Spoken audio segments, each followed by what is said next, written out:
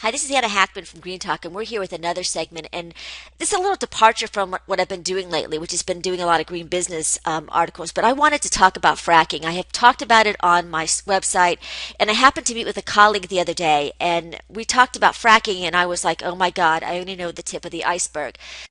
She connected me with Rachel Dawn Davis, and she's the New Jersey organizer for Food and Water Watch. And she's going to give me a little bit of an education, which means a lot of education about why fracking is so bad for the state. Now, for people who don't know what fracking is, Rachel, I'm going to ask you to take over the floor and explain what is fracking. Sure.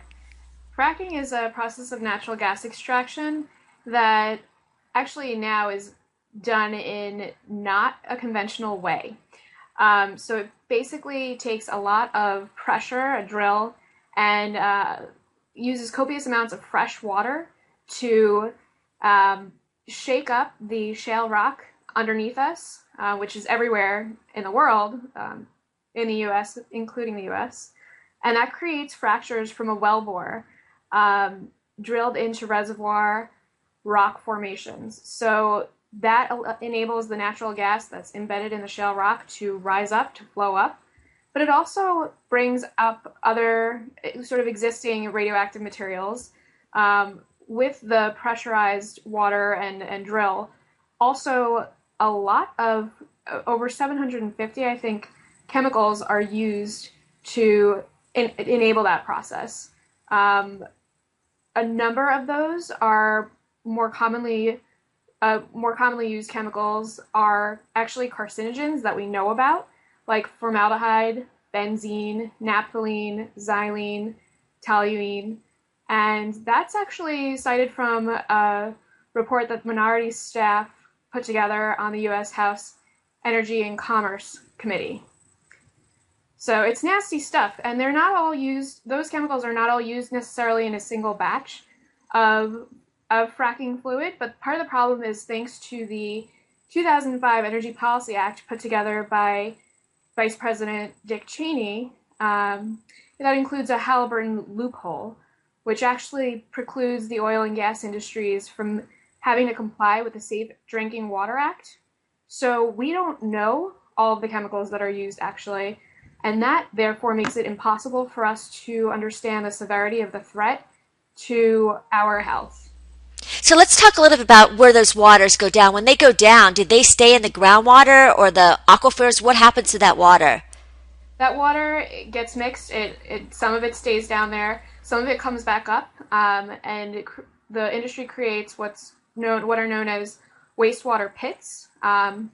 Those are basically pockets of this wastewater that are kind of almost put in one spot to either evaporate. There are processes where the evaporation of those chemicals of that wastewater is sped up, so it becomes our air, and then in turn becomes almost akin to acid rain when we experience rainfall. But it also stays in the shale rock. It seeps through. It's water. It can go through cracks. It can go through faults, and that's actually been one of the causes of earthquakes, specifically in Ohio. That's been cited as a reason for the earthquake. Water that was contaminated seeped into an unknown fault line. And that's happening across the world. But for United States citizens, this is something that's already happening. We already have evidence pointing to the link to groundwater contamination and fracking. Now, there was an actual HBO movie Mm-hmm. that was done that, is it Josh Fox? Am I saying that right? Correct. Josh Fox did a movie and showed, like, throughout the country, people turning on their faucets and them actually being inflamed. Mm-hmm. So talk a little bit about what would I see, if I ended up giving my land over to someone to frack on it? Yeah, well, I would urge that everybody see the film Gasland as a precursor to your education quest, because it is a wonderful basic tour through the fracking process. I would actually urge that everybody see that if you're interested in learning more about how fracking would actually play out. You would see gas wells, close to your property. You would probably hear a lot of trucking going on day and night because the amount of water used in non-conventional fracturing or fracking uses 13.6 Olympic-sized swimming pools worth of water. So these trucks are on the road all the time. And I would say even in the West Coast, it's been interesting to see politically who is coming out almost against it because of that reason, not because of political reasons or because of business reasons, but because they don't want their children to be riding on the roads with these trucks. So you would probably experience sickness if you were exposed to natural gas. If you were leasing your land to natural gas companies, your property value would go down. Absolutely, because of the eyesore that is a gas well. We talk about eyesores being, in the form of a windmill, but that wouldn't necessarily impact your health, long-term, short-term, at all. Do they have any idea how far that this water will go into the groundwater? Like, have they done any studies about that? Studies are going on now, but there's no way of knowing. Absolutely not. And the point again that I'd love to continue to drive home is that it's water. It can seep through anything. It's the toughest thing we have to deal with, and the thing we need the most in terms of fresh water that we're not taking care of. We don't have the amount of fresh water on our planet to be messing with it in this way, to really capitalize on what's very much overestimated as an energy resource. It's not something that there are unlimited amounts. There is no Saudi Arabia of natural gas. That's a farce. And we are seeing that in the stock market. Chesapeake Energy, if anybody's interested, everyone should look up CNBC, Chesapeake Energy, the status of it. It's like another Enron. Is what's going on, and this is really just out in the last few days. So there's a great Rolling Stone article covering Chesapeake Energy, and there was actually a conversation going back between the journalist and the spokespeople at Chesapeake who are declaring natural gas as actually they're using the term the Declaration of Energy Independence is their marketing tagline, and that's not true. The intent for shipping this resource overseas is very clear. They're not doing it yet, but they will be if we enable it to happen, if we don't get the legislation we need to stop it from happening. Let's go back and talk about you just mentioned going overseas, and you also mentioned about energy independence. That is everything that I keep hearing, that natural gas is going to save us in the world for the U.S., that it's the panacea of everything. And because the prices are so low because of fracking, it gives this false illusion that this is where we're supposed to go. And actually, I mentioned to you before we were online, is that I was actually in a continuing education opportunity, and I was listening to a politician talk about, with compared to solar versus natural gas is the answer, and I just cringed. Yeah. And why do people think that it's a bottomless pit? I mean, it depends who you speak to. The people who are getting educated by themselves through organizations like Food and Water Watch, which is it's actually a global organization, but nationally we're focusing very heavily on educating folks around the country before they lease their land to understand what they're actually going into, because we have these clear-cut examples of contamination, of property values decreasing, of the false jobs promise. We have reports on our website that everyone is urged to look at. We actually have a fracking action center. If you want to get educated, go there. We have very independent resources. We don't accept any donations from corporations or governments, so we're completely independently funded. And the point is, that's not the case. There is no unlimited energy resource, unless I would say the sun might be, and hopefully it will be. We could wake up tomorrow and it could not be there, but the chances of that are less than natural gas. The USGS has actually been talking across the country and sharing that the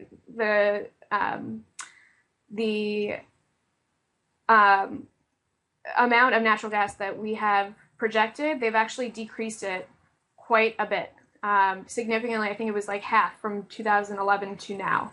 So we don't know exactly how much natural gas we have. We know it's not at all near what the industry is projecting. And the fact of the matter is we need to be removing our reliance on fossil fuels. We need to be focusing on renewable energy. That's what will lead the U.S. in terms of energy manufacturing. We need to get back in solar. We need to absolutely focus on wind. In New Jersey, we could power ourselves with not that many wind farms and really boost our economy. So it's a win-win both for the economy and the environment. The fact that people are saying natural gas is going to be cheaper and will remain cheaper is foolish, because if anyone thinks that the collusion that's happening with oil is not going to happen with natural gas, they're really fooling themselves. Natural gas could be maybe $2 for vehicles, and then once we rely on that, why not have the price driven up because we're relying on that? It's not sustainable, and it's not going to promote a sustainable economy at all. And there are already so many, again, examples of contamination, of issues. We don't have the means economically or just in terms of our expertise to handle pollution from natural gas. We're seeing that already. We're seeing people get sick severely. The EPA actually came out and did a study on the link to groundwater contamination and fracking in Wyoming. We have these things already, evidentiary support that proves that this is not where the country should be headed. It's too risky. Now, Rachel, one of the things I wanted to ask is a couple questions. Is this only a United States issue? Is this also happening in Canada and other areas? No, it's happening all over the world. Actually, we just put together a panel discussion event called Fracking Local Solutions to a Global Problem that took place here in New Jersey at the True River Theater Company in Red Bank. And we did have one panelist from Bulgaria. Bulgaria is the second country in the European Union to ban fracking. That process is still ongoing, but fracking is all over the world. There's a lot of interest in South Africa, Romania, and there are a lot of grassroots efforts to stop it in all of those places, and we're becoming increasingly connected and educated in terms of getting diverse coalitions together, including scientists, environmental policy folks, legislators, regular citizens, faith groups, depending upon the country, students, young people, and parents. This is not, again, what the generation now or future generations need in terms of progressive energy policy that is sustainable.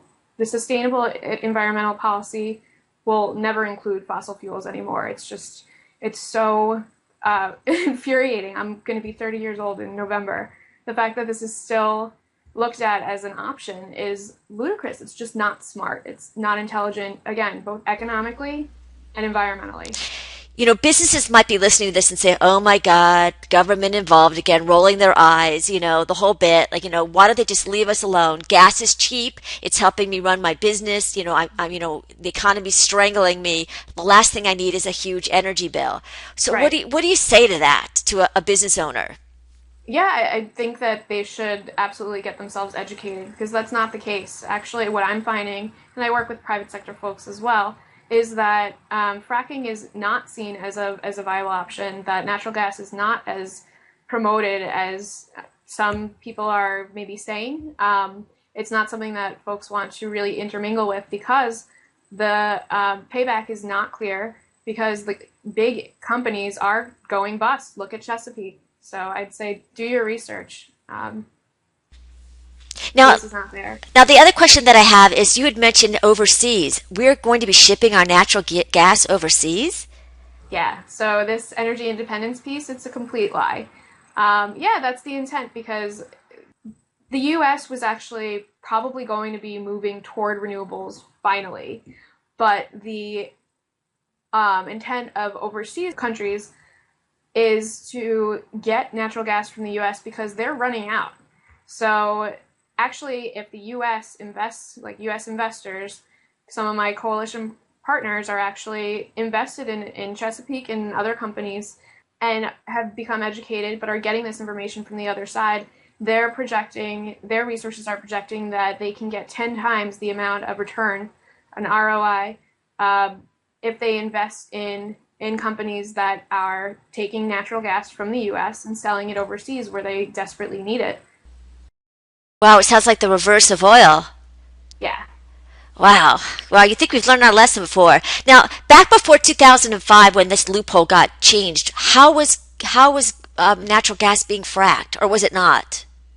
Um, it was again the amount of water that was used was, I think I said 13.6 Olympic sized swimming pools are used now.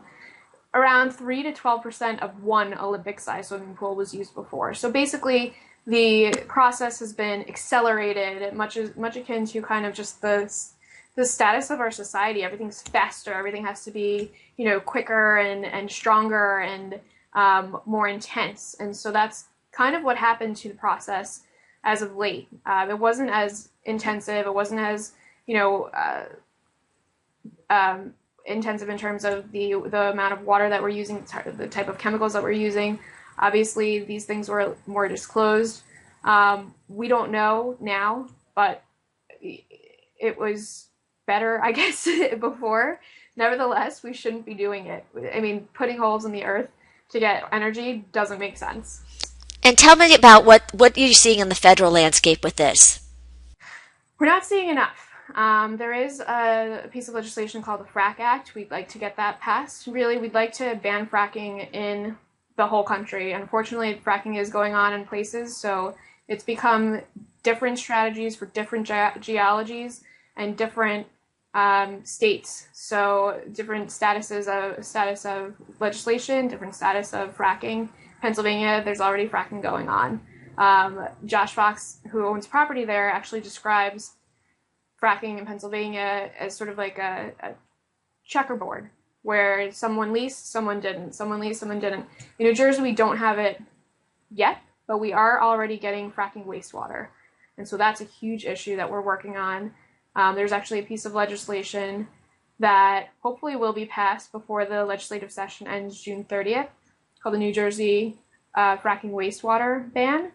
We have already, I think, over 65 organizations signed on to help us push that legislation through, and we'll be having several events leading up to a very, very large lobby day on June 11th in Trenton to make sure that that legislation gets passed. New Jersey was actually the first state to pass a statewide ban last year with overwhelming bipartisan support in both the Senate and the Assembly, but Governor Christie issued a conditional veto, so that conditional veto is up, putting a moratorium on fracking.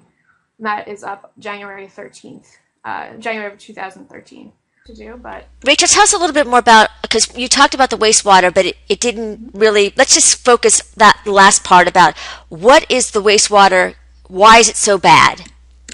Yeah, sure.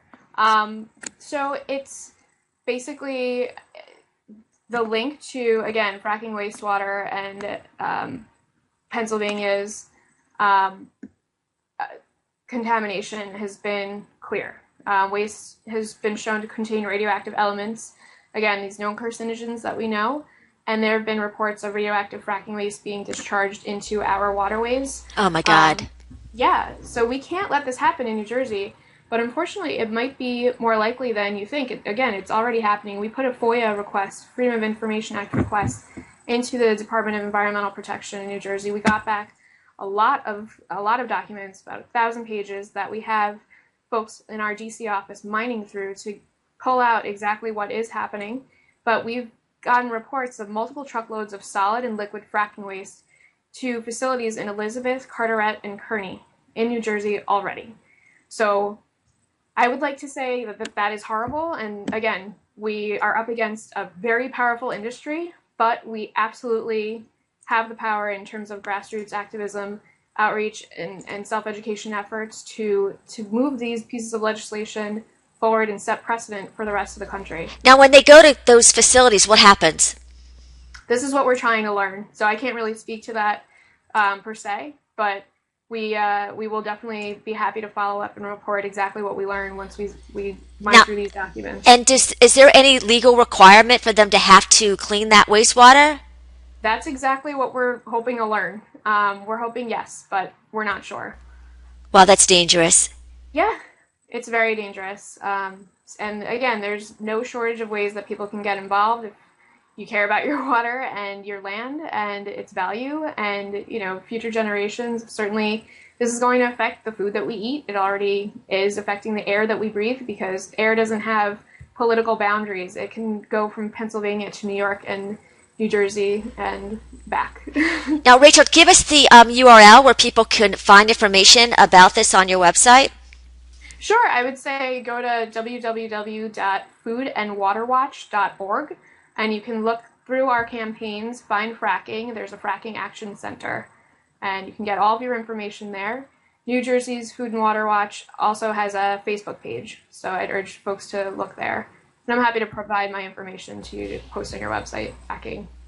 Well, Rachel, this has been extremely educational today. I mean, I think people kind of hear a little bit about fracking and they're not really sure what that means. They know it's not good, but I think you really nailed it on the head, that it's not the answer. It's a short term, look how much cheaper it is now, to be somehow it's going to end up to be so much more in the future. It's, I guess, being short-sighted is fracking short-sightedness. I appreciate you coming on the show and explaining everything.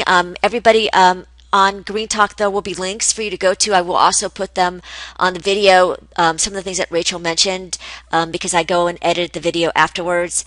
And again, Rachel, it was a pleasure. Thank you so much for thinking of us.